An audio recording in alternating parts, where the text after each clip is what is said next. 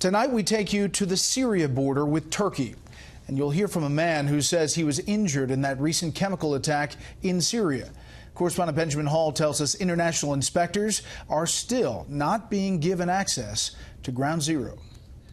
For the fourth day in a row, chemical weapons inspectors failed to reach Douma, the site of the alleged chemical weapons attack. Russian officials have worked with the Syrian regime, we believe, to sanitize the locations of those suspected attacks and remove incriminating evidence of chemical weapons use. The Syrian regime has claimed that rebel gunfire kept the inspectors back.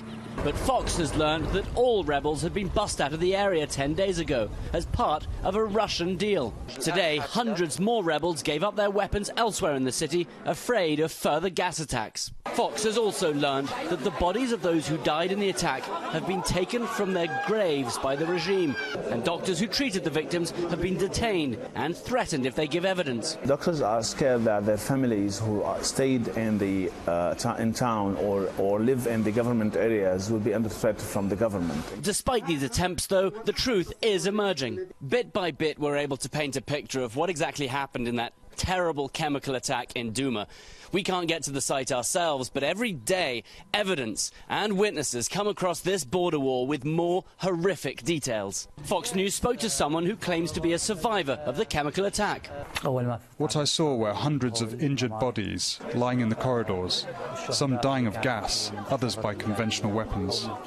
Many faces were discoloured, all red and blue. White foam came out of their mouths and noses. But despite the strong US-led military response, the Pentagon has acknowledged that stockpiles remain. They will have the ability to conduct limited attacks in the future. As they contemplate the dynamics of conducting those attacks, they've got to look over their shoulder and be worried that we're looking at them and we'll have the ability to strike them again. Syrian rebel leaders have shown gratitude for the strikes, but said they hoped the US would do more. We ask that the President looks at the region again, because there is an enemy growing strong here, that is the alliance of Iran and Russia.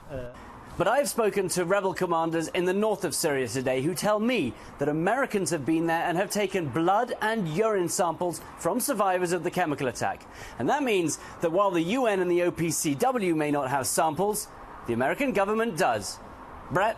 Benjamin Hall along the border with Syria. Benjamin, thank you.